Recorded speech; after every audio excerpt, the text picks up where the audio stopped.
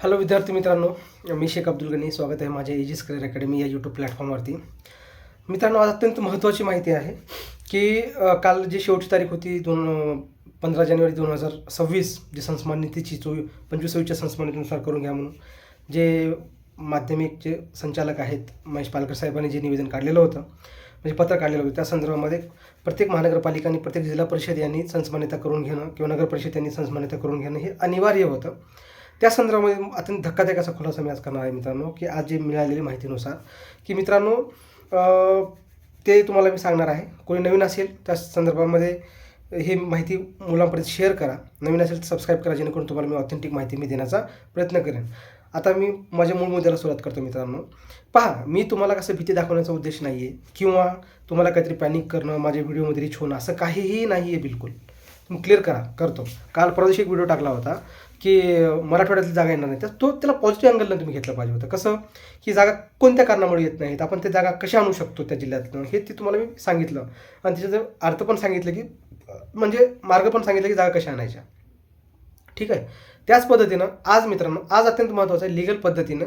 म्हणजे कसं 2015 म्हणजे 15 जानेवारी 2026पर्यंतची जी संस्मान्यता करून घेण्यासाठी तारीख दिलेली होती, ती तारीख ओलांडल्या गेली काल, म्हणजे आज 16 तारीख आहे. ठीक आहे.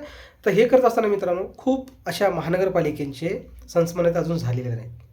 हो, खरंच सांगतोय, अजून संस्मान्यता झालेल्या नाहीत काही महानगरपालिकांचे. मी तुम्हाला सांगतोय ते अत्यंत महत्त्वाचे आहेत. सर्वात जास्त जागा त्या महानगरपालिकेवरनं येतात. ठीक आहे. आता ते क्लिअर करतो कोणकोणत्या आहेत, काय आहे ते. ठीक आहे. आता ह्याच्यामध्ये बघा, तुम्हाला असं वाटतं की बाबा मी काहीतरी बेकिंग सांगतोय, धक्कादायक सांगतो, असं काही नाही. 80% जवळपास त्या मनपा आहेत महाराष्ट्रातील, जिथं अजूनही संस्मान्यता झालेली नाही त्यांची. त्याच्यानंतर रोस्टर होईल, ते रोस्टर पण नाही. म्हणजे समजून घ्या, आता संस्मान्यता नाही रोस्टर कशी येईल. ठीक आहे. आता पहा, पहिलं आहे, सुरुवात करतो. सर्वात मोठी महानगरपालिका जशी आपण पुण्यातली म्हणतोय, पुण्याची अजून संस्मान्यता झालेली नाही आहे. पिंपरी चिंचवडची संस्मान्यता झालेली नाही आहे. याचा परिणाम आता येणाऱ्या जागावर कसा होईल माहिती आहे का? येणाऱ्या जागावर 24-25 झालेले आहेत बरं का, 25-26चं सांगतोय. 24-25ची संस्मान्यतेची रोस्टर जाहिरात आलेली, ओरिजिनल रोस्टर. त्याच्यानंतर संस्मान्यता पुणे महानगरपालिकेचं रोस्टर 24-25चं ते मी डिस्क्रिप्शनमध्ये व्हिडिओ आहे ते बघून घ्या. पण 25-26चं बोलतो मित्रांनो. आणि त्याच 25-26च्या संस्मान्यतेवर आणि 31 मे 2026पर्यंतच्या जागेवरच आपली भरती होणारी, भविष्यात शिक्षक भरती होणार आहे मित्रांनो. आता मला सांगा, बाकीच्या संस्मान्यतेचं होणं आता काही अर्थ नाही आहे, पण आता इथून जे होणं गरजेचं आहे.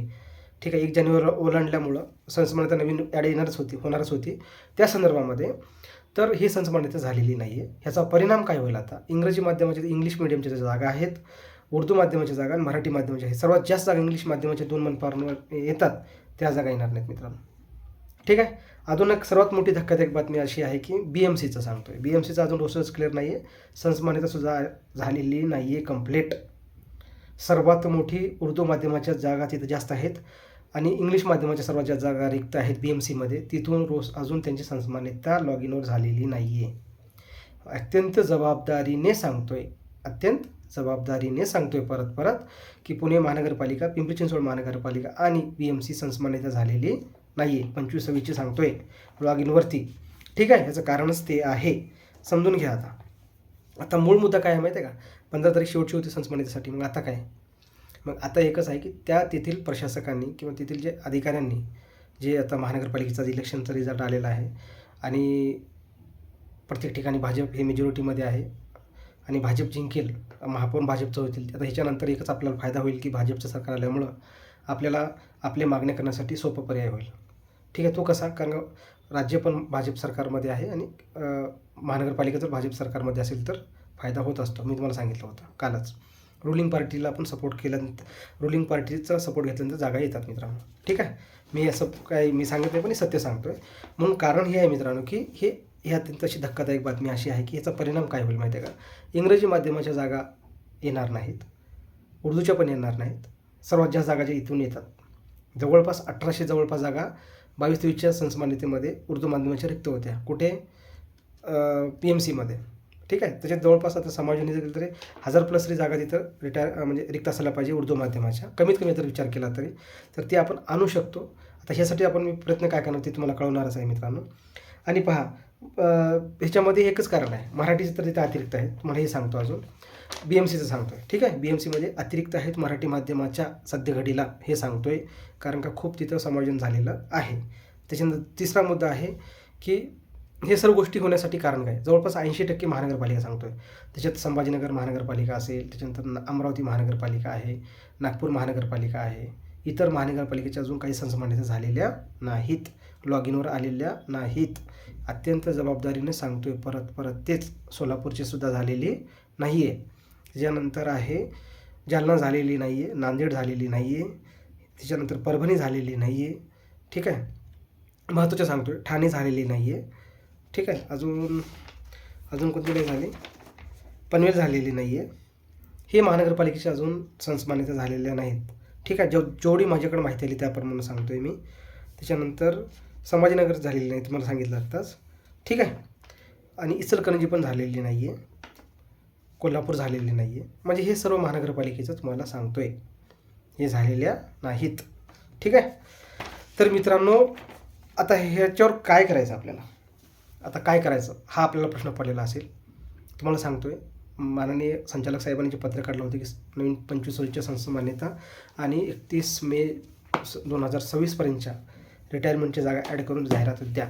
तर ह्या करत असताना आपण त्या जिल्हा परिषदेला जाऊन त्या महानगरपालिकेत जाऊन आपण पाठपुरावा करू शकतो आणि त्या संसमान्यता लवकर क्लिअर करून संसमान्यता तपासणी करून घेऊन, म्हणजे संसमान्यता रेडी करून बिंदू नामावली तपासून घेण्यासाठी मागासवर्गीय कक्षाकडे अहवाल पाठवा म्हणून विनंती करू शकतो. हे करत असताना मित्रांनो मी तुम्हाला एक आवर्जून सांगतो आहे की पुण्यामध्ये मी राहतो आहे, याच्यामध्ये पुणे महानगरपालिका असेल, पिंपरी चिंचवड महानगरपालिका असेल आणि उद्या आम्ही नियोजन करतो आहे इंग्रजी माध्यमाचे काही मुलं आणि उर्दू माध्यमाचे मुलं काही मिळून BMCमध्ये आम्ही जागा आणण्यासाठी प्रयत्न करणारच आहोत. 100% आम्ही आमचा लढा देणारच आहोत मित्रांनो, हे तुम्हाला सांगायचं होतं. आणि पुणे महानगरपालिका, पिंपरी चिंचवड महानगरपालिकेमध्ये आम्ही 100% जागा आणण्यासाठी प्रयत्न करतो आहे आणि ते मागच्या वेळेस आम्ही जसं प्रयत्न केलो जागा आलेल्या होत्या, आता पण आम्ही जागा आणण्यासाठी प्रयत्न करतो आहे आणि करणारच आहोत. ठीक आहे, मला एक तुम्हाला आवर्जून हा मुद्दा सांगायचा होता. आता हे सर्व मुद्दा सर एवढं धक्कादायक माहिती आहे कशा काय तुम्ही सांगता, ह्याचं कारणच आहे मित्रांनो, मी तुम्हाला पॅनिंग करणं हा उद्देश नाही आहे. मी तुम्हाला फक्त आरसा दाखवतो आहे, सत्य जे परिस्थिती चालू आहे ते दाखवतो आहे. इथं कोणीच राजकारणाचं काही करायचं नाही. मला इथं आमदार खासदार काही व्हायचं नाही किंवा मी कोणत्या संघटनेचा नेता नाही, प्रवक्ता नाही. मला हे सांगायचं होतं क्लिअर. ठीक आहे, आणि म्हणून हे सांगतो की एक सामान्य म्हणून तुम्हाला क्लिअर करतो हा मुद्दा. खूप धक्कादायक बातमी आहे. संसमान्यता जर झालेल्या नसतील तर मग कशा काय, आणि याचं कारण काय तुम्हाला तर माहीतच आहे. ठीक आहे, त्याच्यानंतर बाकीच्या गोष्टी आहेत. जागा का ह्याने संसमान्यता करण्यासाठी चालढकल करत आहे. आत्तापर्यंत तिथं प्रशासक होतं, तिथं पुणे महानगरपालिकेचं सांगतो आहे, इतर पण खूप महानगरपालिका आहे. तुम्हाला ते टेबलाखालून असतात काही गोष्टी.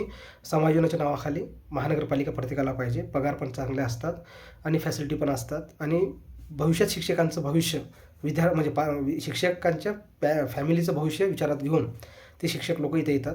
शिक्षण चांगलं भेटतं, त्यांच्या मुलांना शिक्षण भेटतं, मोठमोठ्या इंटरनॅशनल शाळा असतात. हे म्हणून हे त्यांना मनपा आवश्यक आहे मित्रांनो. ठीक आहे, आता दिवाळीमध्ये पगार एवढा बोनस भेटलेला आहे पुणे महानगरपालिकेत, म्हणून प्रत्येक शिक्षक मनपामध्ये येण्यासाठी प्रयत्न करतो आहे. असं कारणच ते आहे.